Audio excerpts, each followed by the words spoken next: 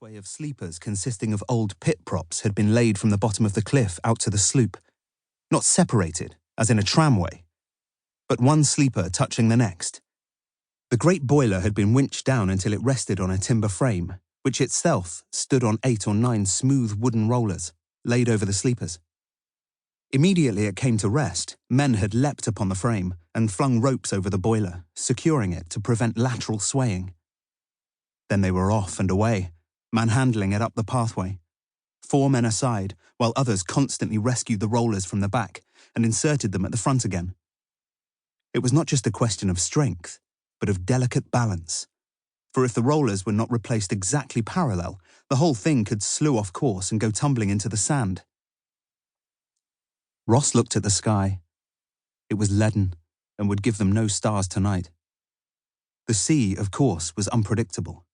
A heavy swell might develop at any time, presaging wind, not succeeding it. But there were 2 hours of daylight yet, and once the stuff was unloaded and brought to the foot of the cliff, there was no haste. It would be at least 2 days more before the rising tides reached their piece of cliff. They had all the time to haul it up to its destined site. "Before you run away, drink this ale," said Demelza, observing him already fidgeting to be gone. "Where is Clowance?" "Down among the others." "You could not keep her out of it today." "There. See her fair head?" "I see another fair head beside her." "Yes, they are often together again these days." For the moment, Ross's mind and memory were still back in that day and night of the 7th of January, 1790, when 2 vessels had been blown in on this beach in a storm, and when almost 1,000 people, most of them miners, had stripped them in a single tide. The seamen, washed ashore, had barely escaped with their lives, and preventive men and a platoon of soldiers had not been sufficient to halt the wrecking. Desperate with hunger and crazed with the drink they had found, the miners carried all before them, and those who got in the way of their loot did so at their own peril. Great bonfires raged on the beach, and drunken figures danced round them like demons from a pit.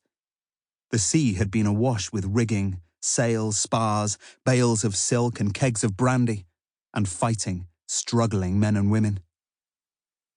Was it the same people, or some of the same people, who were peacefully unloading an engine for the mine Wheel Leisure, which was being restarted on the edge of the cliff? And the hundreds of others who had drifted down from the little hamlets around to watch? Ross himself that night so long ago had been half crazed with grief at the death of his only child, and his wife herself sick to death's point, a waif with wasted cheeks watching him hollow-eyed from her bed. Now, more than 2 decades later, instead of being a near bankrupt and a soul bereft, he was 52 years of age, no fatter, if anything a little more gaunt, troubled with a painful reoccurring lameness from a ball wound he had received long ago in America, but otherwise well enough and to a small degree prosperous. A member of Parliament who had never distinguished himself in the House, but who had established a reputation out of it, so that, for instance, George Canning had written to him a letter received only Friday last. A banker, with very little to contribute as a personal stake, but an acknowledged partner of the Cornish Bank of Truro, and gradually profiting from the greater prosperity of the other partners. A mine owner of one mine, Wheel Grace, which had been fairy godmother to the Poldarks for nearly 20 years, but was now slowly dying on them, and another, Wheel Leisure, in the process of being opened.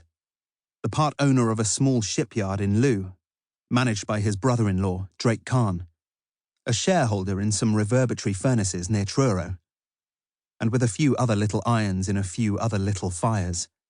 It all added up to a comfortable existence, except that the dying Wheel Grace accounted for 3/4 of his income.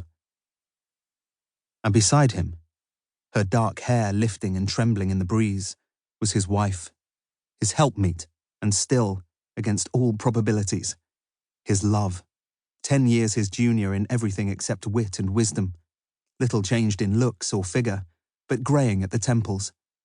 A signpost she carefully obscured every week with some dye she bought in St. Anne's, and which Ross pretended not to notice. On the beach, in the charge of the distraught Mrs. Kemp, was their youngest and noisiest, a black-haired 10-year-old.